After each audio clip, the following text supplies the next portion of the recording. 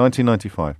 After a stint as a trainee management consultant at McKinsey, 27-year-old Dido gets her first proper job, marketing director, no less, at Thomas Cook.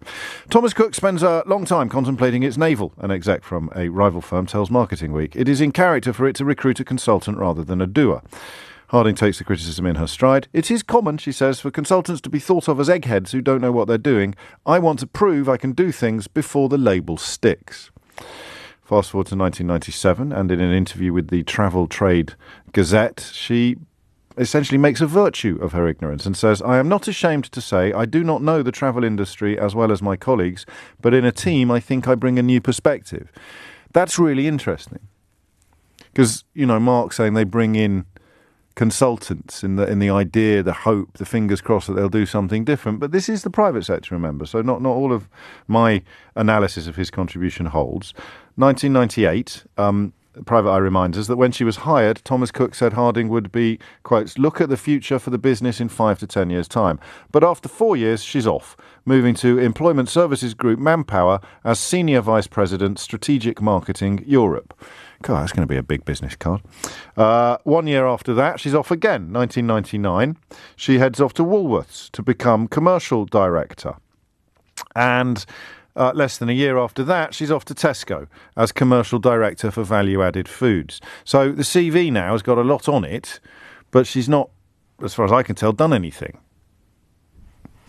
4 years later, 2004, still at Tesco, she's now International Support Director, responsible for its overseas ventures. The previous year, she told The Guardian that she hopes to still be with Tesco in 5 years' time. So, 2007, she's off, goes to Sainsbury's. March 2008, she starts work as head of Sainsbury convenience stores, but not for long, because in 2009, she becomes chief executive of, or she announces that she will become chief executive of TalkTalk in March of 2010. So she starts at TalkTalk in 2010. In 2011, TalkTalk incurs a £3 million fine from Ofcom for sending thousands of customers inaccurate bills. The firm then has to shell out a further £2.5 million in refunds. During her time at TalkTalk, she twice wins the Daily Mail's Wooden Spoon Award for providing the worst customer service in the UK. So the CV's getting fleshed out now with actual substantive achievements.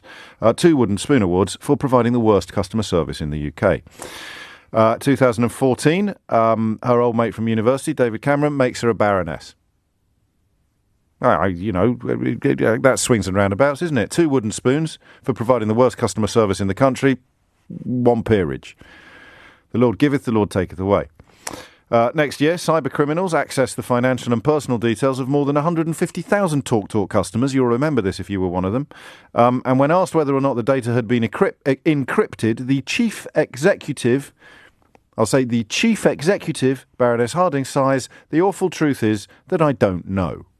So that was in 2015. Remember, back in 1997, when she was working at Thomas Cook, she said, I am not ashamed to say that I do not know the travel industry as well as my colleagues. So this is epic ignorance of the job that you're doing, dressed up as somehow consultancy insights. It is, at least from where I'm sitting. You'll remember that 100,000 customers left TalkTalk and the profits halved. 2 years later, 2017, she leaves. Now, what sort of job would you expect to get after presiding over epic levels of appalling customer service, halving profits for the relevant years, seeing 100,000 customers leave and not even being able to answer a question about whether or not the data that had been stolen by cyber criminals was encrypted or not? What job? Go on, think of a job. She becomes chair of NHS Improvement, responsible for overseeing all NHS hospitals. Guess what, though? Hands up, our Dido, always honest about how much she knows. She tells MPs, I have not worked in health and social care and would be the first to admit that I have a lot to learn about the sector. That's the 3rd time. You would have thought somebody at this juncture would have gone, I mean, she's great. She's got fun, old Dido. She can keep her peerage. Let's hire someone that knows a bit about this business, shall we? Let's roll the dice, lads. Let's take a risk on someone that's actually got some experience in this sector. Or, God forbid, somebody who's won awards for good customer service, maybe, instead of people who've won awards for bad customer service. I do not know how this world works. That's me speaking, James. She also airily rejected the MP's calls to resign the Tory whip while holding what should be an independent post.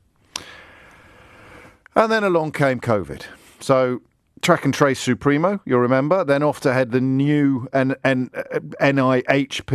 Matt Hancock, remember him? Dismisses MP's mutterings about her lack of health credentials. We're there again, assuring ITV News that she has excellent experience.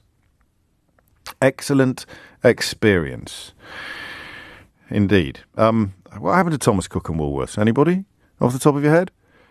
How have they performed in the intervening years? So there it is. I mean, there is perhaps the largest part of the answer to the question of how the hell did this happen. And as recently as July of this year, she was claiming that it had all been a big success and it was all the fault of those nasty journalists for saying mean things.